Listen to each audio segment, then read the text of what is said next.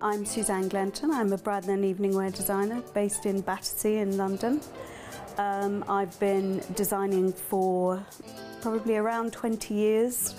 Was New Designer of the Year in 1996 and released my first collection, which was bought by Harrods and Liberty at the time, and wholesaled for quite a while, and now just based myself out of the shop in London doing bespoke dresses made to measure with a very much one-on-one contact with the client. I became a bridal and evening wear designer, but almost by chance. I am originally from Australia, and I started designing swimwear in Australia. Not quite the same market for swimwear here as there is over there, and so I decided to diversify when I came over here and worked for various mainstream fashion people and moved into evening wear, and from there took the jump into bridal wear. It's a strapless, corseted, full skirted dress with handmade silk flowers, which we make here on the premises.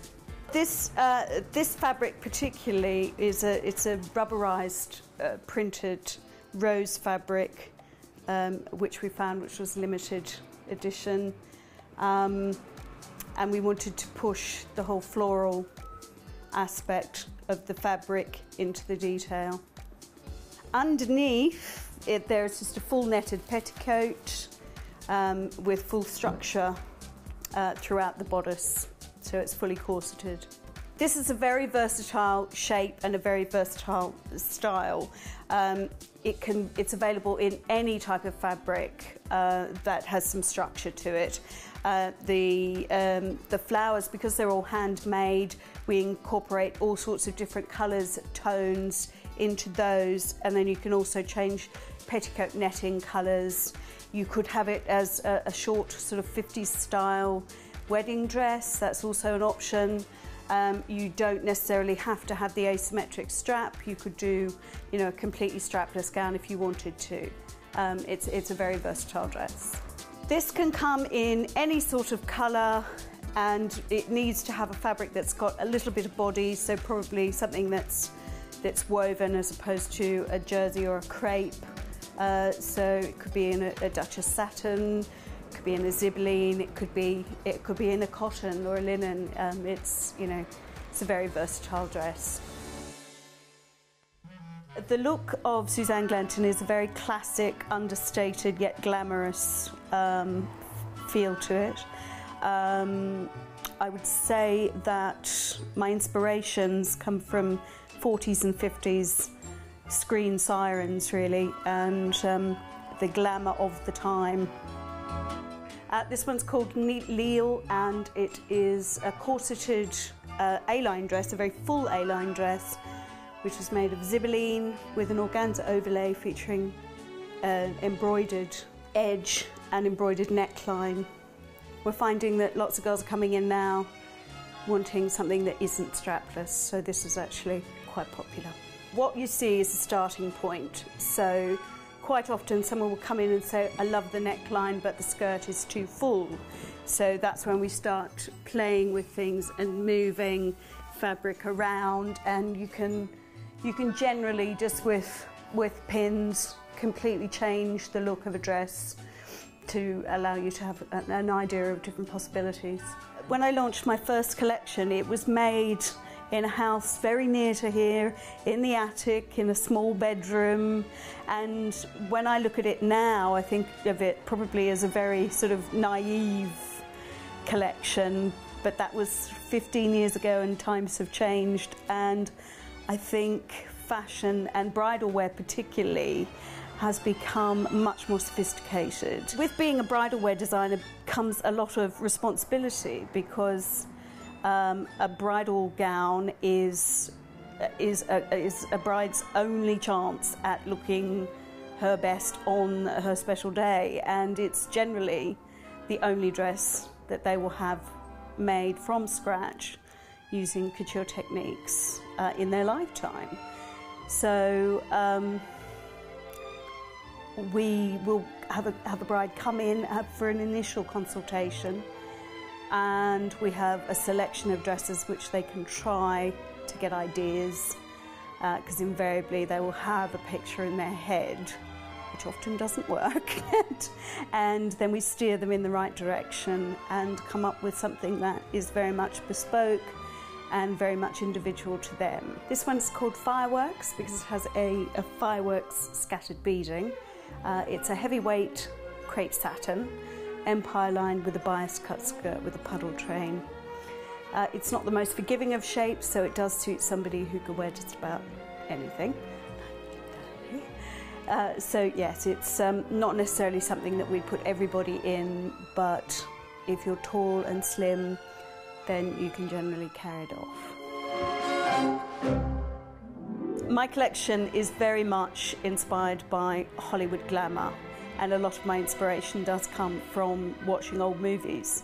So while we do sort of classic 30s and 20s, what would be specifically seen as vintage types of gowns, we covered that area. We go through the 40s, which were particularly glamorous and fabulous shapes for wedding dresses, through the 50s and 60s and on into the rest of the century. So wedding dresses are something that actually, there's a small amount of theatre in it, because it does allow you to let your imagination run a little bit wild. This dress is called Eva, and this was the dress that I won New Designer of the Year with in 96, 97.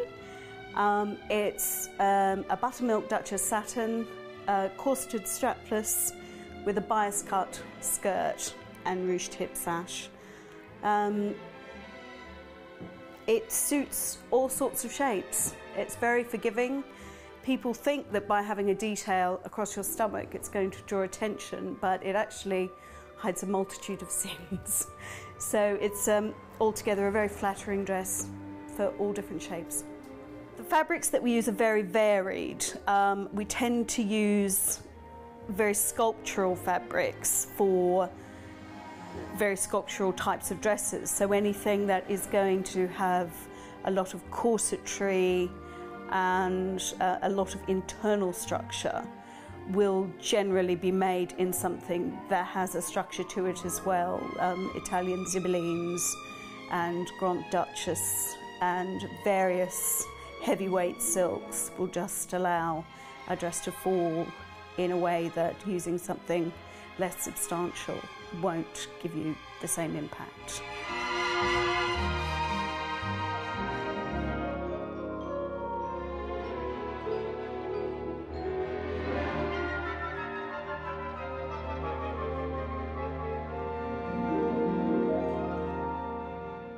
For me, it's a passion to be able to still do something using very original techniques and a much more bespoke practices.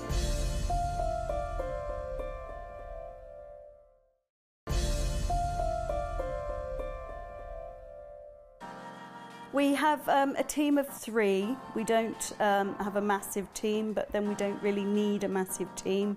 We're very close-knit. We work very well together, having done so for some time.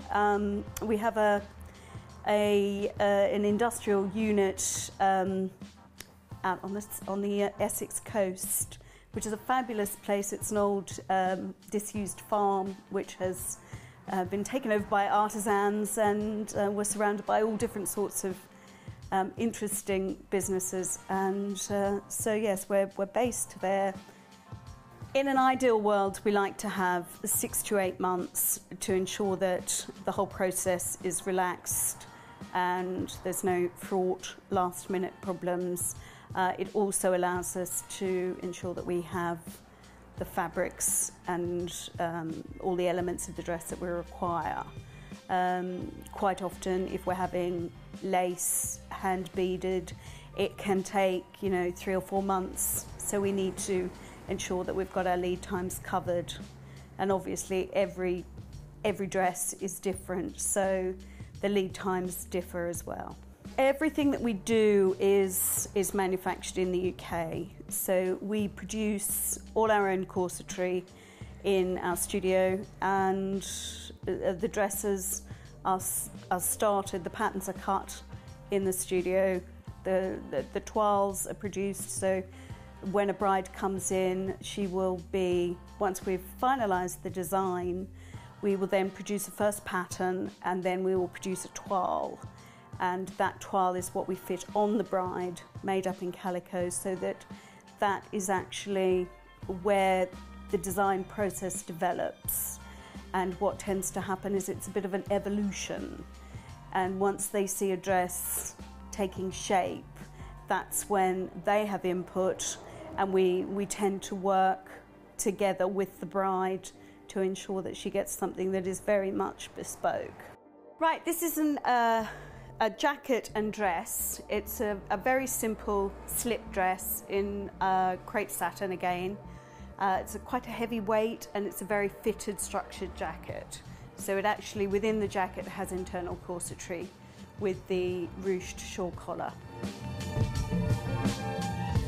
For me, it's a passion to be able to still do something using very original techniques and a much more bespoke practices. I just think that while there are loads of dresses that are produced in China and India, and there is a market for that hopefully there'll always be a market for bespoke dresses as well. We tend not to do an entirely new collection every season because what we do is very classic.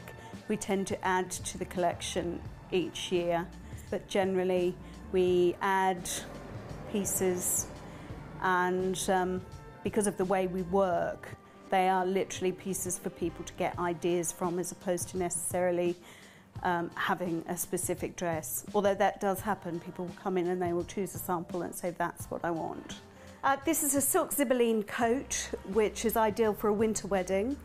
You get to change the look completely between your wedding and your reception, so you can have the wow factor of walking into church with the coat and being fully covered, and then completely change to having something completely different underneath for your reception.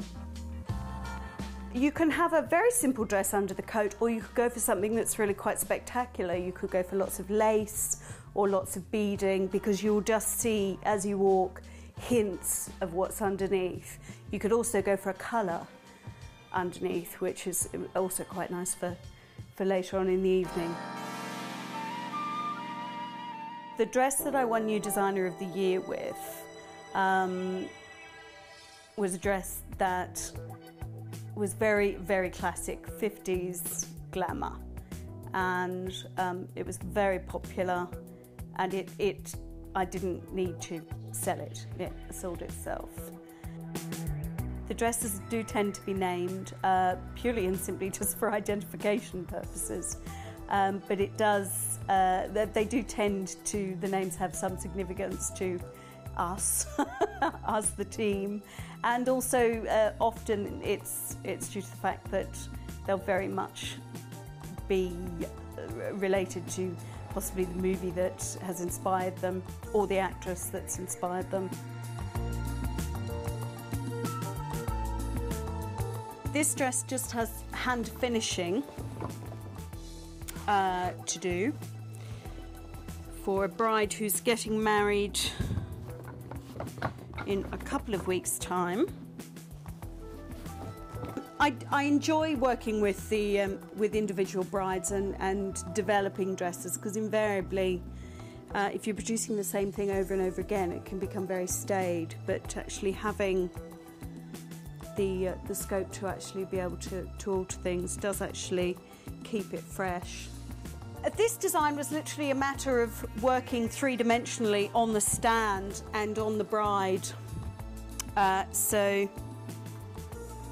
we have, from the original concept, altered this dress quite significantly. What's left to do on this is literally a matter of anchoring the hip sash invisibly, and also finalising the knot. Moving back into the wholesale market has literally been as a result of not being able to get to a wide enough audience. and while I used to wholesale, I did move back into doing much more bespoke one-off designs for individuals. And I've just found that while I get lots of inquiries from girls outside of London, they want the ease of being able to go to their local bridal boutique to find something. So that's why we've moved back into doing a small wholesale collection, just sort of a toe in the water to begin with, and just literally seeing what the demand will be. The new collection for 2010 is based around 3 basic fabrics. So we have silk Duchess satin, silk crepe satin, and pure silk soft tulle. And the first dress that you can see here is layers and layers of silk tulle, which is very soft, very fluid. And it's, I mean, this is white, but obviously in ivory and coffee shades. It's very vintage. And when you start coupling with beading as an accent, it lifts the whole design completely. And while it has a gathered skirt, it's not a massively full gathered skirt because of the weight of the tulle. Just allows it to drop, and the level of the layers, it does fall quite flat. The second dress is will be in Duchess satin. It's a corseted strapless dress in layers, so there'll be quite full at the bottom at the hem level, but on the hip level it will be quite fitted. So I'm told that there isn't much out there in the market that looks like that, so I'm quite pleased with that one. The design process begins in the shop, and we will do our initial consultation with the bride, and once she's made a decision, we literally then begin to develop that design. So we then come back down here to the studio, develop the first patterns, and make the first toiles here in the studio. And from then on, we literally will be building that design, and invariably throughout the toiling process, nothing is really cast in stone until we start cutting in fabric. So from a design perspective, what happens in the shop is going to be very different to what happens with the wholesale collection, in that we will be producing standard sizes and then they will be dispatched to the shops for them to then alter for the brides, unless they are specifically wanting a couture service and a made-to-measure service. The third one is a bias cut sort of 20s inspired dress in a heavy crepe satin with a ruched hip sash and a jewel beaded detail on the knot. And then we move on to a slightly more structured dress, which again is a strapless corseted dress in ivory Duchess satin. There will be a colour choice, so you can move into slightly less bridal shades. And again, it's a knotted hip sash on what is a very simple shape, but it does have quite a lot of wow factor when you see it on. We're hoping to cherry pick some very top-end boutiques who specialise in the designer end of the market, because I think they're the ones who will be able to sell the level of simplicity but also the level of detail. And while a dress may look simple, actually from a design perspective, the simplest ones are the hardest to produce and make look good. So I'm hoping that going to the top-end boutiques who have the experience in dealing with brides and being able to look at dresses and being able to deduct what needs to be done to them, which is a very specialised area. And I think lots of people don't realise exactly what entails being able to look at a dress and deduce what is wrong with it from a fit perspective. Moving up is yet another corseted strapless with a pleated ruche detail, which will be available in both Duchess and in the crepe satin, so that you'll get two completely different looks with the softness of the crepe satin and the crispness of the Duchess. Towards the bottom here, both of these dresses are crepe satin, one being bias cut and completely unstructured, and the other one being corseted and with the asymmetric pleated detail in the bodice to an A-line skirt, which will fall very softly. There'll be quite a lot of movement in the skirt simply from the fabric choice. We are finding that the internet is having much more of an impact on how girls are finding their wedding dresses at the moment. I think everybody's lifestyles are very busy, and using the internet is cutting the legwork. So we're finding that a lot of our clients are seeing the collection online, and they're using that tool and then coming to see us. We do have an element of local trade, but I would say that the majority of people are now coming through the internet. Well, I hope that the future for Suzanne Glenton is perhaps to branch out and maybe start to wholesale again and increase our profile, and making a bespoke collection for some cherry-picked shops around the country who have a great reputation and I would trust to sell our product.